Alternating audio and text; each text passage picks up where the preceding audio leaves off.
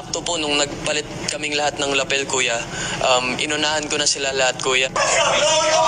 Yung pinaka-safe spot na naisip ko talaga is yung sa likod po ng couch dun sa may wall, kuya, kasi Lumabas, tapos pagagalitan ka ni Sof kasi... nagantay po ako dun, kuya, and then ayun po, kuya, sakto na Hindi pwede sa'yo.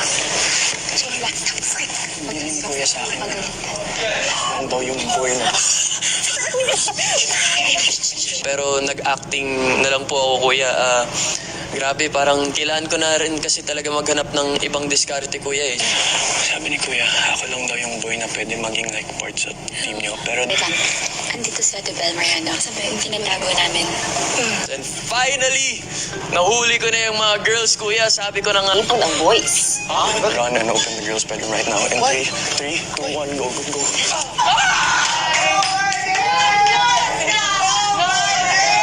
Takbo po namin sa girls' room.